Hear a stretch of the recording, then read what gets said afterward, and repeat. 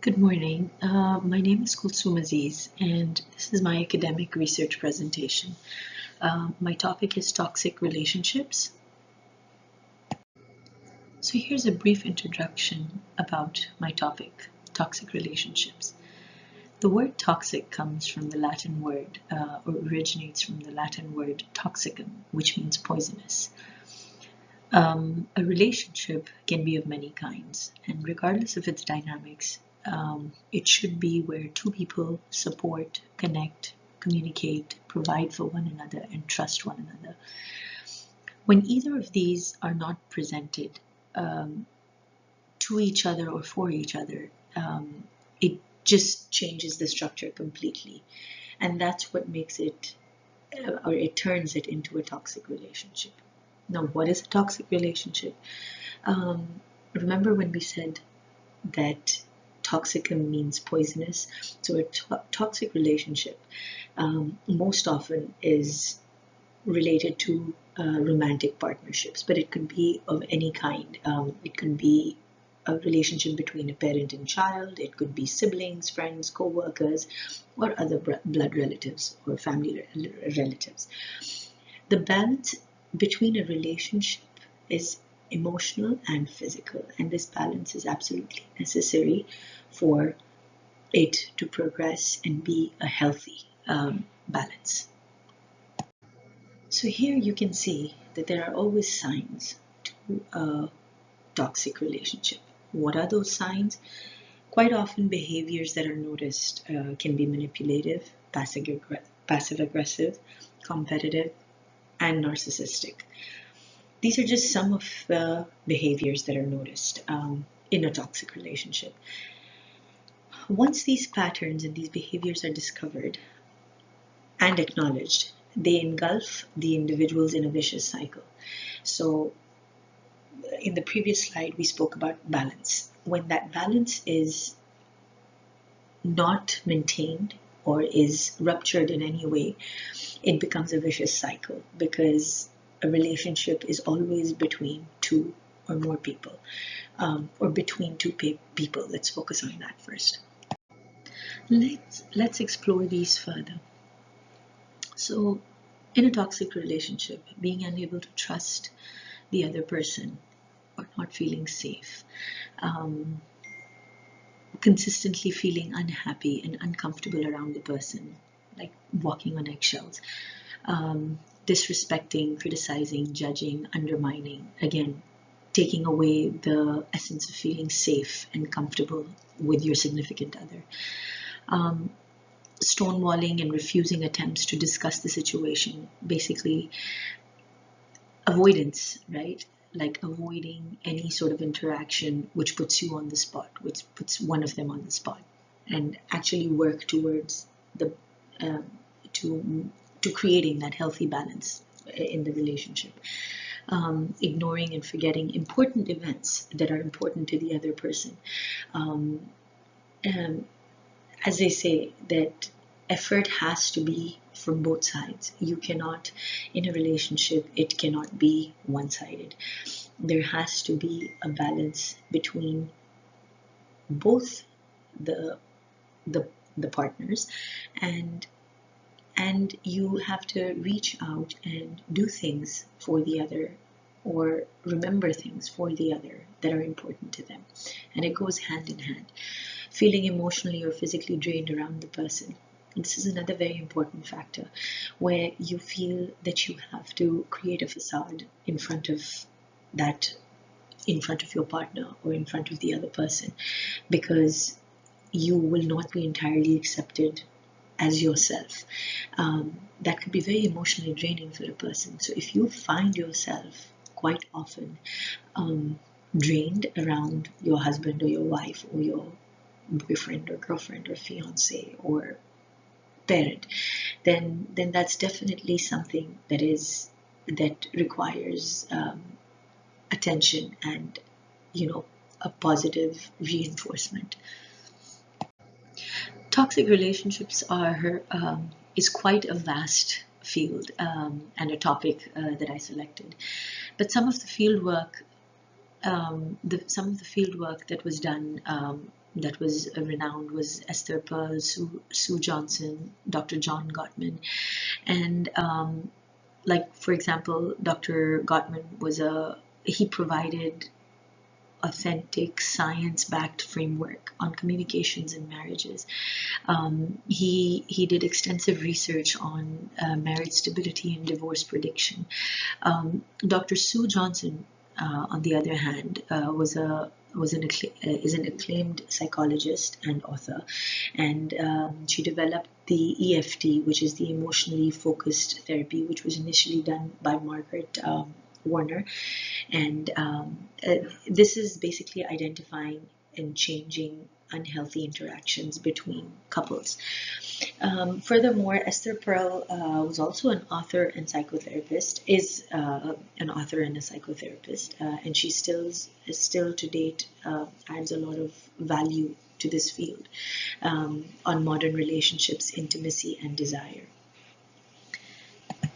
In the past, attachment styles and theories were worked on by John Bowlby and Ainsworth, which state that early life experiences affect the relationship styles of the individuals as adults, which was extremely important in this topic of mine. So I call this the eye opener. As you can see, I have on the side the types of toxic relationships. There's the dominating partner, the insecure partner, the narcissistic partner, perfectionist, the one who always blames a partner, the competitive partner, or the lying partner. Just to name a few, and these are the ones that inhibit toxic relationships. To name a few, like the lying partner, finds it easy and part of their nature to lie and pull things in their favor, whereas the blaming partner takes no responsibility and blames everything on the other person. The bad communication and stonewalling are an example of traits that are present in these particular relationships. The dominating partner, for instance, takes over the relationship and basically owns the relationship, and controlling traits are seen here. Whereas the narcissistic partner can make the entire existence of the relationship about themselves. So very similar, but this feeds into argumentative, boastful, and negligent traits. Moving on, there are the insecure partner just can't find happiness in anything that the other person does for them, and this becomes very exhausting for the partner who is trying to create that balance. When you are with the kind of a partner who's insecure, they do not find that completeness in their relationship, and this is what stresses the relationship a lot. Whereas the other one, over here, low self-esteem and conditions of worth are what comes up, which need to be processed. So how does one actually change a toxic relationship? Once the patterns are identified, there needs to be effort and openness from both sides to change or to work towards a change. There's no quick fix that's a given, right? It takes a lot of time, a lot of effort, and a lot of compromise on both ends, right? The willingness to work on the relationship should be present in both partners for any sort of help to progress. So I think this is fairly simple. Therapy is one of the things, and therapy actually facilitates. Different techniques can be used in couples therapy to facilitate that couple into creating a more positive and balanced relationship for the couple. This, quite frankly, was my favorite part of this topic, the 3 T's in a relationship. So there's different concepts that that we are going to look at in the 3 T's, right? There's trust, transparency, and teamwork. So trust is essential. We all understand that. Transparency comes from honesty, and teamwork is because there are 2 people involved, and the outcome of that relationship affects both of them, right? So trust works on building a secure foundation where both partners feel safe and valued. Transparency involves honest communication and reciprocated understanding, because here stonewalling will not work. Teamwork is essential in working together towards goals, sharing responsibilities, and supporting one another. I don't think this should ever be underestimated in a relationship. The next one is trust, transparency, and time. Again, trusting your partner's reliability, righteousness, and integrity is very important. Coming back to communication, your feelings and actions and your thoughts should be open and honest, and you should be able to communicate that with your partner.